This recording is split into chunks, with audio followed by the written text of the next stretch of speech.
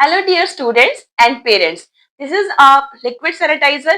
Okay, so when we use the sanitizer, we just pour it out and rub on our hands, and within few seconds, this sanitizer get disappears. Okay, यही होता है. ठीक है. So question is, where does this sanitizer go? ये sanitizer कहाँ गया? So this is the first question of our chapter number 8, that is a journey through states of water. Clear? So most of the sanitizers, they are made up of 60 to 95% of alcohol, and this alcohol is a highly volatile liquid. अब ये जो volatile word है, volatile, what is it? Volatile substances are any substances which goes to the vapor state on exposure to air. हवा के संपर्क में, air के संपर्क में आते ही कोई भी सब्सटेंस अगर वेपर स्टेट में चला जाता है इमीडिएटली, उसको हम बोलते हैं वॉलेटाइल. तो जो फर्स्ट रीजन है सैनिटाइजर के डिसअपियर होने का, वो तो ये क्लियर हो गया कि उसमें अल्कोहल होता है जो कि एक वॉलेटाइल सब्सटेंस है, इसलिए वो वेपर फॉर्म में चला जाता है इजीली. ठीक है. और सेकंड जो रीजन है, जब भी हम अपने हैंड्स को रब करते हैं, अगर बिना सैनिटाइजर के भी रब करेंगे तो you all know heat energy is produced. कौन सी एनर्जी होती है प्रोड्यूस? Heat energy. तो heat energy means temperature increase हो रहा है, और हमने स्टडी कर लिया था पार्ट 1 में कि टेम्परेचर अगर इंक्रीज होता है then the rate of evaporation also increases. So these are the two factor of quick disappearance of the sanitizer. ठीक है. So start करते हैं आज का फर्स्ट टॉपिक. जो फर्स्ट मेन हेडिंग है for today is 8.3. Okay, what are the different states of water. जो पानी है उसकी अलग अलग अवस्थाएं कौन सी हैं. तो जनरली वी ऑल नो, हमने स्टडी कर भी लिया है कि water exist in 3 main states. Solid state, okay, solid state means ice, barf. Liquid state means water itself, and the gaseous state means water vapors. Clear? So these are the 3 states of water. Now the question is, you have to study the different properties of these states. In states की अलग अलग properties क्या है. जो पूरे का पूरा topic है उसमें हमने स्टडी करना है कि जो अलग अलग स्टेट्स है वाटर की, वो क्या क्या डिफरेंट प्रॉपर्टीज शो करती हैं. ओके, सो इसमें आपको एक्टिविटीज है. ठीक है. तो activity is very simple. First जो एक्टिविटी है वो आपकी शेप को डिफाइन करेगी. ठीक है. तो आपकी बुक में एक ऑब्जर्वेशन टेबल बना हुआ है और उसका नाम है कंपैरिजन ऑफ डिफरेंट प्रॉपर्टीज और comparison of properties of different states. Okay, तो उसमें 3 प्रॉपर्टीज मेंशन है: shape, ability to flow, and third is ability to spread. ठीक है. तो आपकी जो बुक में एक्टिविटी है वो फर्स्ट तो रिलेटेड है शेप को. मतलब उसमें आपने क्या करना है, आपने आइस क्यूब लेने, एक कंटेनर में ले लो. ठीक है. फिर उन आइस क्यूब को नोटिस करो, क्या उनकी शेप में कोई चेंज आएगा. फिर आप उनको उस कंटेनर से लेके दूसरे कंटेनर में ट्रांसफर करो. उस कंटेनर की जो शेप है वो डिफरेंट होनी चाहिए. ठीक है. तो ये आपने एक्टिविटी करके एक तरफ रख ली. फिर आपने वाटर को लिया, उसको भी पहले आपने अलग कंटेनर में स्टोर किया, फिर किसी और कंटेनर में उस वाटर को ट्रांसफर कर दिया. Then you will find the difference in the shape of water. तो जब आप इस एक्टिविटी को परफॉर्म करेंगे तो you will find ice does not change its shape while transferring from one container to another. मतलब आइस है फिक्स्ड शेप, जो बर्फ है उसकी एक फिक्स्ड शेप है, जबकि water does not have definite shape. It change its shape along with the container shape. जिसमें भी पानी को डालते हैं वो उसी कंटेनर की, उसी बर्तन की शेप को ले लेता है, उसी के आकार को वो एक्सेप्ट कर लेता है. यही होता है. तो फर्स्ट प्रॉपर्टी शेप है, तो वो क्लियर होगी. क्या उससे हमें क्लियर हुआ इस एक्टिविटी से कि सॉलिड्स जो कि आइस है, solids have definite shape, liquids have indefinite, और liquids do not have fixed shape. ठीक है. जबकि बात करेंगे अगर गैसेस की, तो gases also does not have any fixed shape. Gases do not have fixed shape. Clear. उसके बाद आएंगे हम सेकंड प्रॉपर्टी पे, एबिलिटी टू फ्लो. कि फ्लो करने की एबिलिटी. तो जो आइस है, जब आप इसको चेंज कर रहे थे दूसरे कंटेनर में, तो वो आराम से ट्रांसफर हो रहा था, मतलब वो एकदम से फ्लो नहीं कर रहा था. जबकि वाटर जो है, आपको पता है वाटर फ्लो करता है. ठीक है. Fluid name is connected with flow. Okay, so water flow करता है, आइस डज नॉट फ्लो.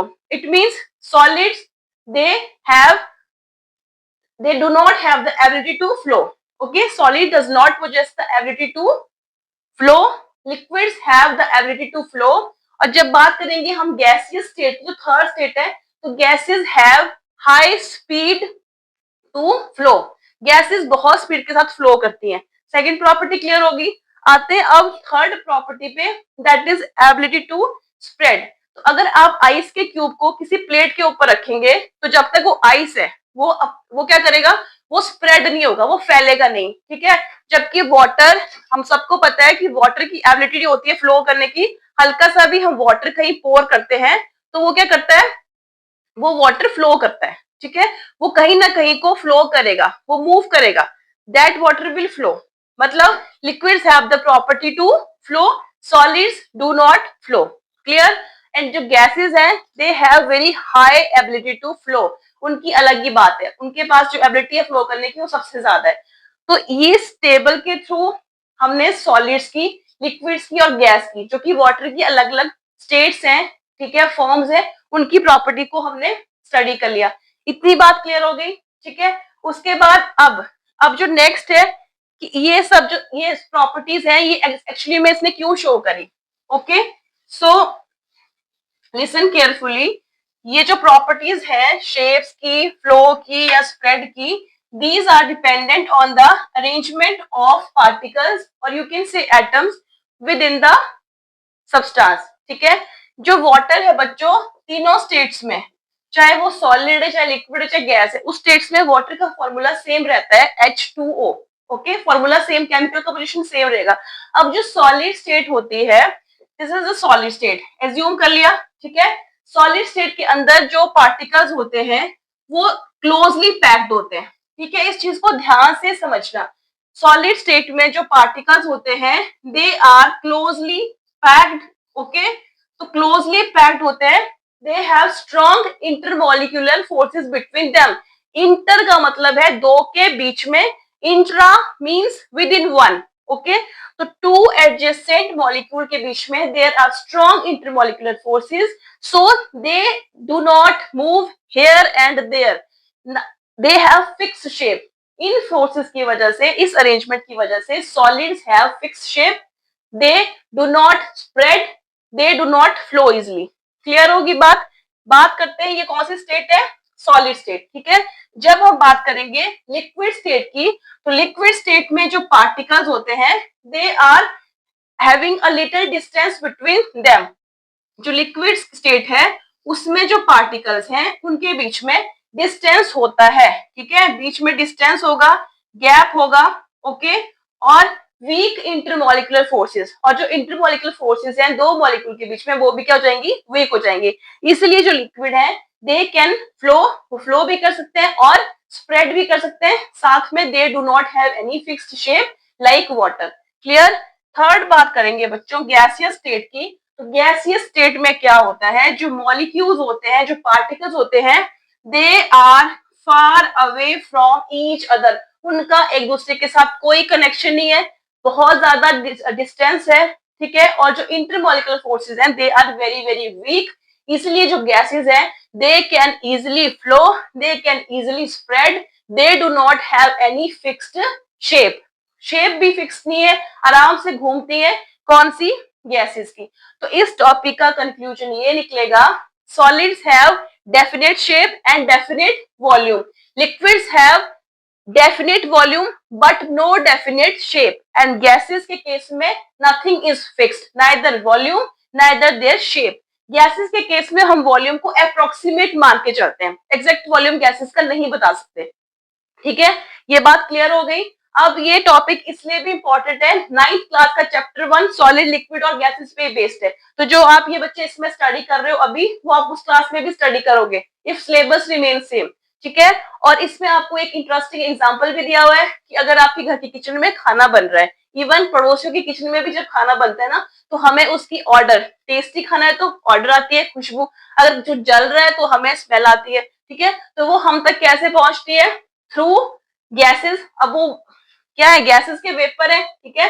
तो gases can easily flow, easily spread, इसीलिए लॉन्ग डिस्टेंस से भी हमें ऑर्डर या स्मेल आ जाती है।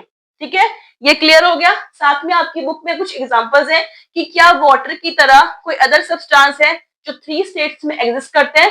तो you can write yes, you can write oil, ठीक है, ऑयल है, कोकोनट ऑयल है, जैसे सॉलिड भी होता है विंटर्स में, उसको पिघला के लिक्विड भी बनाते हैं, अगर जलाओगे उसको गैस पे ऊपर रखोगे तो वो वेपर भी बनेगा।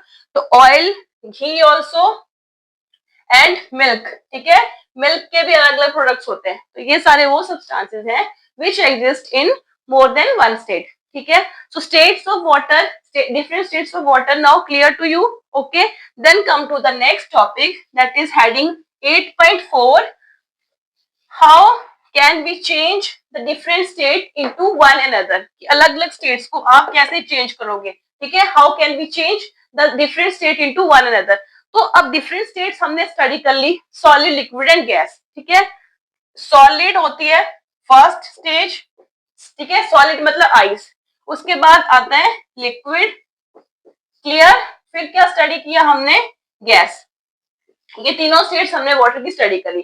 अगर हमें इन तीनों को चेंज करना है और आपको क्विक चेंज चाहिए, मतलब आपको स्पीड से करना है, तो आप क्या करेंगे, आप सॉलिड को हीट करेंगे। ये जो ट्रायंगल का साइन है स्टूडेंट्स, ये हीट का साइन है, मतलब यू आर हीटिंग समथिंग, ठीक है। तो सॉलिड्स को हीट करेंगे, वो लिक्विड में जाएगा, ठीक है। तो यहाँ पे सॉलिड जो है वो क्या करेगा, वो मेल्ट होगा, मतलब प्रोसेस को बोलेंगे मेल्टिंग, पिघलना। सॉलिड मेल्ट इनटू लिक्विड, बात क्लियर हो गई। अब जो लिक्विड है, अगर उनको गैस में जाना और आप हीट कर रहे हो, ठीक है, you are heating, then this process will be known as vaporisation. अब मेन बात समझिए, इवेपोरेशन हमने स्टडी किया था, इवेपोरेशन होता है रूम टेम्परेचर पे, वेपर्स बनते हैं अपने आप कुछ नहीं कर रहे।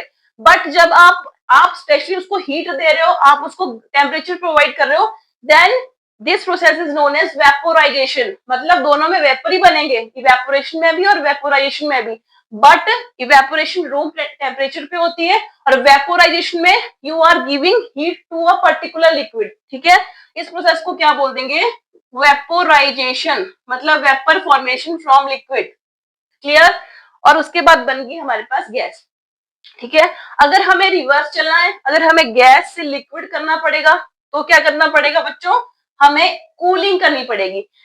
हीटिंग का फर्स्ट जो चेन चली वो हीटिंग की थी, अब हमें रिवर्स चलना है तो वी हैव टू कूल। और जब गैस लिक्विड में बदलती है, वाटर वेपर से लिक्विड बनता है, then we know the process is known as condensation. तो यहाँ पे मैंने कंडेंस लिख दिया, ओके।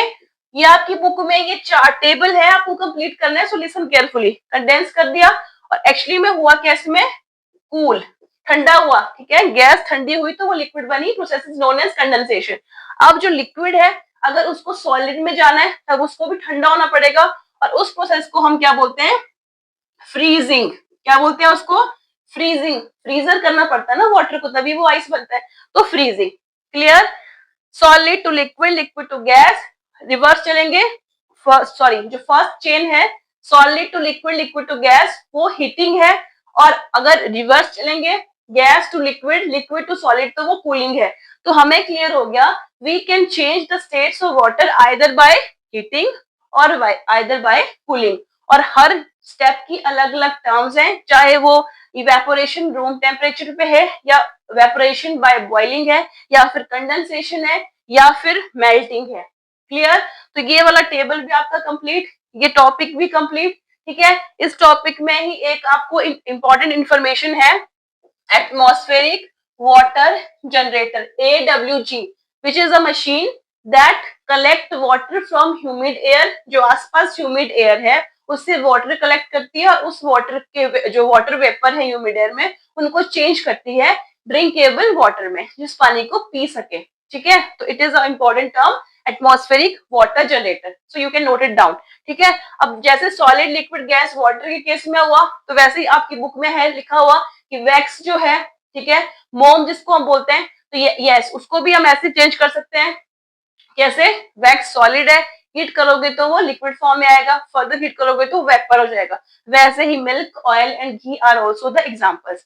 अब बड़ा इंपॉर्टेंट पॉइंट है बच्चों, ये सॉलिड लिक्विड तो हमने स्टडी कर ली वाटर की स्टेट्स, क्या कोई ऐसा कंडीशन, ऐसी कंडीशन या ऐसा कोई पर्टिकुलर टेम्परेचर या प्रेशर की कंडीशन है जिसमें वाटर जो है वो तीनों स्टेट्स में एक साथ एग्जिस्ट करता हो? Yes, and it is a very very important point. You must know triple point. Okay, so triple point जो है students, it is a condition of temperature and pressure at which water exists as solid, liquid and gaseous state simultaneously. Interesting है ना, एक साथ पानी solid भी है, liquid भी है और गैस भी है. मतलब तीनों स्टेट्स वाटर की एग्जिस्ट करती हैं इक्विलिब्रियम पे. संतुलन बोलते हैं इक्विलिब्रियम को, एक पर्टिकुलर पॉइंट पे. At that point is known as triple point. और ये टेम्परेचर की मतलब तापमान की और प्रेशर की मतलब दबाव की एक पर्टिकुलर कंडीशन होती है. मतलब इतना टेम्परेचर और अगर प्रेशर होगा तो water will exist as solid, liquid and gas simultaneously. और वो टेम्परेचर कितना होता है? 273.16 केल्विन. याद रखोगे, 273.16 kelvin should be the temperature and 611.657 pascal जो कि यूनिट है प्रेशर का, it should be the pressure. तो ये वो कंडीशन है जहां पे वाटर तीनों स्टेट्स में साइमल्टेनियसली एग्जिस्ट करता है and that is known as triple point. It is very important point. Clear? So ये टॉपिक भी clear 8.4. Now come to the next heading that is 8.5. 8.5 जो हेडिंग है वो आपसे पूछा है कि हाउ कैन वी फास्टन और slower the process of evaporation. जो वाष्पीकरण है जो रूम टेम्परेचर पे होती है उसकी स्पीड को आप कैसे इंक्रीज कर सकते हो या फिर डिक्रीज कर सकते हो. तो indirectly this topic means what are the various factors that affect evaporation. इस टाइप का क्वेश्चन आएगा तब भी आपने सेम आंसर देना है. ठीक है, तो इस टॉपिक के अंदर हम 4 मेन फैक्टर्स को स्टडी करेंगे जो कि इवेपोरेशन के रेट को अफेक्ट करते हैं. ओके, और इनमें से 4 में से 2 एक्टिविटीज आपकी बुक में गिवन है. सो फर्स्ट आ जाते हैं surface area. What is the first factor? Surface area. So इस एक्टिविटी में आपको क्या करना है? आपको सेम क्वांटिटी ऑफ वाटर लेना है, वाटर की सेम क्वांटिटी ले ली और उनको आपने इवेपोरेट करना है उस वाटर को अलग अलग सरफेस एरिया के ऊपर. मतलब आप एक प्लेट ले लो, ठीक है, थाली ले लो, एक आप कटोरी ले लो. तो इसका सरफेस एरिया अलग है, कम है, इसका सरफेस एरिया ज्यादा है. तो आपने क्या करना है? सरफेस एरिया डिफरेंट रख दिया लेकिन वाटर की क्वांटिटी भी सेम रखनी है और कंडीशन भी सेम देनी है. मतलब अगर दोनों को आपने या तो धूप में रखना है या दोनों को आपने शेड में रखना है. ठीक है, टेम्परेचर शुड बी सेम.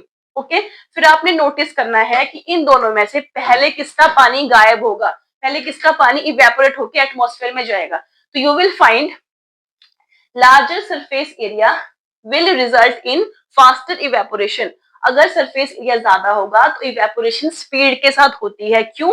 ज्यादा एक्सपोजर मिलेगा वाटर को, उसकी जो ड्रॉप्स है वो इजिली जाएंगी एटमॉस्फेयर में. क्लियर हो गया? तो surface area is directly proportional to evaporation. ये ज्यादा तो इवेपोरेशन भी ज्यादा. क्लियर? सेकेंड है बच्चों टेम्परेचर. तो ये हमने स्टडी कर भी लिया था, अभी भी स्टडी करेंगे. आपकी बुक में बड़ी सुंदर सी पिक्चर बनी है. क्या करना है उसमें? आपने सरफेस एरिया सेम रखना है. मतलब अगर पानी है तो दोनों आपने ऐसी कटोरियां लेनी है, अगर थाली ले रहे हो तो दोनों आपने थाली लेनी है. ठीक है, बट उनकी आपने जो टेम्परेचर कंडीशन है उसको चेंज करना है. एक को आपने शेड में रखना है, अंडर द ट्री लिखा हुआ बुक में, एक को आपने सन में रखना है. ओके, तो दोनों में से किसका जो इवेपोरेशन है वो जल्दी होगी? तो यू मस्ट नो किसकी होगी? जिसको हम सन में रखेंगे. क्यों? सन का मतलब है जो हीट एनर्जी दे रहा है, हीट एनर्जी मतलब टेम्परेचर. तो अगर एनर्जी किसी के पास भी आती है तो वो स्पीड से ही दौड़ेगा. ठीक है, एनर्जी तो चाहिए दौड़ने के लिए भी. तो वैसे ही वाटर की ड्रॉप्स फटाफट से दौड़ के कहा जाएंगी? एटमॉस्फेयर में. And evaporation will be faster if temperature is higher. Clear? Third जो फैक्टर है दैट इज विंड. विंड मतलब हवा. हवा जो विंड जो है वो एक्सपोजर को इंक्रीज करती है. ठीक है, अदला बदली करके. ठीक है, तो विंड इंक्रीज द इवेपोरेशन. इसलिए जो कपड़े हैं, जो क्लोथ्स हैं, they get dry very quickly on a windy day. हवा चल रही है तो कपड़े आसानी से सूखते हैं क्योंकि वो अच्छे से उनको अलट पलट के एक्सपोज करती है एटमॉस्फेयर की तरफ को. ठीक है, तो विंड का भी डायरेक्टली प्रोपोर्शनल हो गया. लास्ट वन है बच्चों ह्यूमिडिटी. तो ह्यूमिडिटी का मतलब होता है आर्द्रता, नमी. What is the amount of water vapour in atmosphere? That is humidity. तो ह्यूमिडिटी आजकल है ठीक है। इसीलिए आजकल ना हमारी बॉडी से पसीना जल्दी सूखता है, ना ही कपड़े जल्दी सूखते हैं, क्योंकि atmosphere is fill of many water vapours already. So the rate of evaporation is very very slow if the environment is if the atmosphere is humid। ठीक है। तो इसीलिए आजकल कपड़े सूखना और बॉडी से स्वेट का रिमूव होना जो है वो मुश्किल हो जाता है। कंपेरिजन करेंगे अगर समर डेज के साथ, जहां पे जबकि जो ड्राई है, जो एयर है वो ड्राई होती है। ठीक है। तो ड्राई एयर जो है वो जल्दी इवेपोरेशन करती है as compare to moist air. तो ये कंसेप्ट भी क्लियर हो गया। So this topic is now clear to you. Now next topic is cooling effect. तो cooling effect is associated with evaporation. Clear. इसी से रिलेटेड है बेटा, हेडिंग उसकी अलग आएगी 8.6 कूलिंग इफेक्ट। तो उसमें आपको क्या करना है, आपको स्टडी करना है कि अभी जो है उसकी मदर एक अर्दन पॉट मतलब मटका लेके आते हैं घर पे। आपने अपने घर पे नोटिस किया होगा मटका, नहीं किया तो नानी हाउस या दादी हाउस में जरूर से देखा होगा। ठीक है। तो जो मिट्टी का मटका है, जो बर्तन है, उसका जब उस बच्ची ने पानी पिया तो she found it very cooler. Colder था वो पानी। तो उसने सोचा कि ये पानी ठंडा कैसे हुआ। तो जो मिट्टी का जो मटका है that is made up of clay. Okay. तो वहां से जो सीपेज ऑफ वाटर है, मतलब पानी का जो सीपेज है इनटू द एटमॉस्फेयर, वो स्मॉल स्मॉल ड्रॉपलेट्स की फॉर्म में होता रहता है। ठीक है। वाटर वेपर वहां से एटमॉस्फेयर में जाते हैं और जब भी इवेपोरेशन होती है हमेशा कूलिंग इफेक्ट उसका पड़ता है। चाहे फैन के नीचे हमारे हमें जो बैठने से ठंडक मिलती है वो इसलिए होती है क्योंकि फैन जो है वो हमारी बॉडी से स्वेट के इवेपोरेशन रेट को इंक्रीज करता है। Evaporation always cause cooling. तो जहां जहां से भी इवेपोरेशन हो रही है, जैसे मटके से हो रही है तो वहां पे भी कूलिंग इफेक्ट है। हमारी बॉडी से स्वेट निकलता है उसमें भी कूलिंग इफेक्ट है। या फिर मॉप द फ्लोर है, फर्श लगा हुआ पोचा है, वहां पे भी इवेपोरेशन है। अगर हम गर्मी में अपने घरों की छतों के ऊपर पानी डालते हैं या फर्श में डालते हैं ठंडक के लिए, that is also the cooling effect of evaporation. So this topic is also clear. आपके लिए एक इंटरेस्टिंग सी एक्टिविटी भी है कि आप एक अपना फ्रिज छोटा सा घर में बना सकते हैं। कैसे करोगे, मिट्टी के 2 पॉट लाओगे, एक बड़े साइज का। ठीक है। बड़े साइज वाले के बेस को आपने सैंड से मतलब रेत से फिल कर दिया। उसके बाद उसमें छोटे वाला जो पॉट है उसको फिट किया। साइड में जो गैप बचा उसको भी सैंड से फिल कर दिया। फिर उस सैंड को, उस रेत को आपको मॉइस्ट करना है। ओके। और उसमें आप फ्रूट वेजिटेबल्स रख सकते हो, फिर लिड से कवर कर सकते हो। और हाँ, उसको नोटिस करते रहना कि कितने दिन तक वो वेजिटेबल और फ्रूट जो है वो फ्रेश रहेंगी।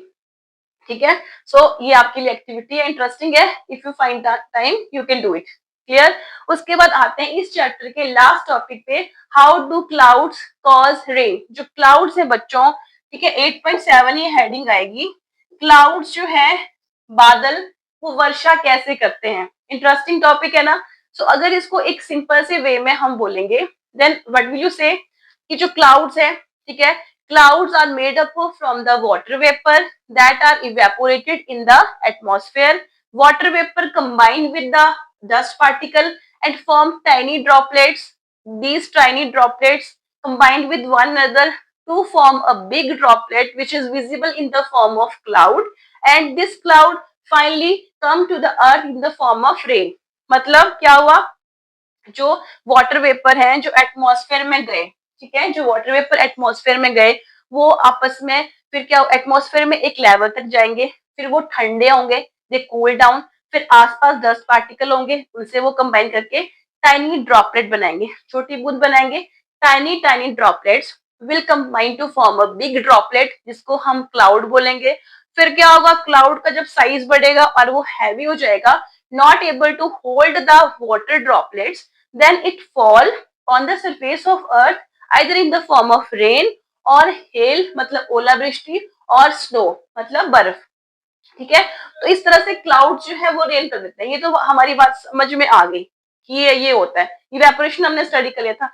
अब इसका एक प्रॉपर जो है साइकिल है। ठीक है। ये जो पूरा टॉपिक है बच्चों, इसको हम एक साइकिल के थ्रू अंडरस्टैंड करेंगे and that is known as water cycle. Very very important cycle.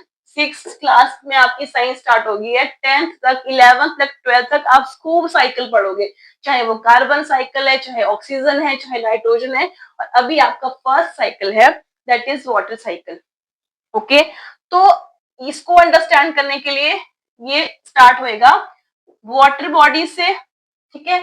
अब वाटर बॉडीज होती हैं कोई भी पानी का सोर्स, भले ही आपके घर के बाहर रखी पानी की बकेट हो, उससे अगर पानी एटमॉस्फेयर में जा रहा है that is also water body, ठीक है। Rivers, ponds, lakes, wells, even the water bucket also, they are water bodies. Water bodies से पानी जाता है इवेपोरेशन के थ्रू, यहाँ पे लिख रही हूँ, ठीक है।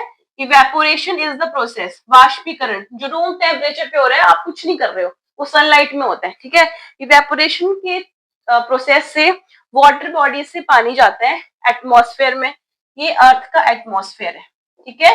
ये नीचे सरफेस है बच्चों और ये एटमॉस्फेयर है। अब वाटर बॉडीज के साथ साथ और भी सोर्स हैं अर्थ से वाटर जाने के, क्या क्या है, हमारे हम खुद है, हमारी बॉडी का स्वेट है, प्लांट्स भी वाटर भेजते हैं एटमॉस्फेयर में, ठीक है। तो इतने सारे सोर्स हैं, सारा जो पानी है वो वाटर वेपर्स की फॉर्म में एटमॉस्फेयर में जा रहा है। यहाँ पे लिख दिया मैंने वाटर वेपर जो कि एटमॉस्फेयर में गए, एक सर्टेन हाइट में जाने के बाद दे स्टार्ट कूलिंग डाउन। अब ये जब कूलिंग डाउन स्टार्ट कर देते हैं, कूलिंग मैंने यहाँ पे लिख दिया, ओके। और कूलिंग अगर हो रही है, water vapours they are cooling to form tiny water droplets, ठीक है। पानी की छोटी छोटी ड्रॉपलेट्स वो बना रहे हैं, इतना क्लियर हो गया। अब जो कूलिंग है that is known as condensation, क्या बोलेंगे उसको, condensation. Evaporation clear, water vapour atmosphere में जाना, एटमॉस्फेयर में वो ठंडे होके वाटर ड्रॉपलेट्स बना रहे हैं छोटी छोटी, दैट इज कंडेंसेशन। अब ये जो छोटी ड्रॉप्स है ना बेटा, ये मिलके आपस में कंबाइन करके क्या बनाएंगी, क्लाउड, ठीक है। लार्ज ड्रॉपलेट्स बनाएंगी जिसमें डस्ट पार्टिकल्स भी होंगे और बहुत सारी वाटर ड्रॉपलेट्स भी होंगी। अब जब ये वाटर ड्रॉपलेट्स बहुत सारी हो गई, बादल को इनको उठाना मुश्किल हो जाएगा, तो क्या होगा, finally they come on the surface of अर्थ। और किस फॉर्म में आएंगी सरफेस पे, बताओ बताओ, या तो रेन की फॉर्म में, या तो बारिश की फॉर्म में आएंगी, या तो आएंगी वो ओलावृष्टि, ओले पड़ते हुए देखे, हेल की फॉर्म में, या तो आएंगी वो स्नो की फॉर्म में, मतलब बर्फ बन के। तो वापस आएंगे किसमें, अर्थ के सरफेस में। अर्थ के सरफेस में या तो वो जाएंगी वाटर बॉडीज में, डायरेक्ट ही चली जाएंगी, बारिश तो सब जगह होती है, या तो वाटर बॉडीज में डायरेक्ट जाएंगी, या फिर वो ग्राउंड वाटर जो है ग्राउंड लेवल पे जाके धरती से रिस के वो जमीन में भी जा सकते हैं, जहां पे वो ग्राउंड वाटर की फॉर्म में स्टोर होंगी, यही होगा। अब ये जो प्रोसेस है, when clouds come on the surface of earth in the form of rain, snow or hail, that is known as precipitation। क्या बोलते हैं इसको, प्रेसिपिटेशन। तो मतलब अब आप बच्चों को ये क्लियर हो गया कि जो वाटर साइकिल है that is made up of three main steps. First one is evaporation, second is condensation, third is precipitation. Hindi medium का अगर कोई है तो जल चक्र जो है वो तीन चीजों से मिलकर बनता है। फर्स्ट है वाष्पीकरण, सेकंड है संघनन एंड थर्ड वन इज वर्षण। क्लियर। सो ये अब साइकिल है और साइकिल का कोई भी एंड ओपन नहीं होता, ऑलवेज रिमेंबर साइकिल हमेशा सर्कल में या फिर ऐसे स्क्वायर फॉर्म में बंद होता है, ओके। सो ये आपका वाटर साइकिल है, क्लियर। नाउ इस वाटर साइकिल से ये क्लियर हो गया कि रेन कैसे होती है, बारिश, क्लाउड्स कैसे रेन करते हैं, सो वो वाला क्वेश्चन भी हमारा क्लियर हो गया। और finally we can say rain is a part of water cycle, ठीक है। तो अब इसको डिफाइन कैसे करेंगे वाटर साइकिल को, the continuous movement of water between the surface of earth and atmosphere. Earth surface से एटमॉस्फेयर में और एटमॉस्फेयर से अर्थ सरफेस में, this continuous movement of water is known as water cycle. Clear. And rain is a part of water cycle. तो I hope ये topic भी आपको clear हो गया, ठीक है। थ्री स्टेप्स का बना हुआ है। अब ये टॉपिक पूरा कंप्लीट है, कोई भी उसको आप स्टडी कर सकते हो, साथ में एक एक्टिविटी है, you can read the activity and if find any difficulty you can please comment, okay. So ये क्लियर हो गया। लास्ट में आप बच्चों को एक छोटी सी मोरल वैल्यू है कि भले ही जो हमारी अर्थ है, ठीक है, जो पूरे की पूरी पृथ्वी है बच्चों, उसका 71% पोर्शन जो है that is covered with water, इतना परसेंट हिस्सा हमारी अर्थ का वाटर से कवर है, बट उसमें से सिर्फ 1% water is available for drinking and other purposes. तो इतना वाटर ही अवेलेबल है, ठीक है। So we all should use water very wisely. Clear. So this chapter number 8 is now complete. Exercise में आपको प्रोवाइड करवा दूंगी विद एमसीक्यूज, ठीक है। Thanks for watching.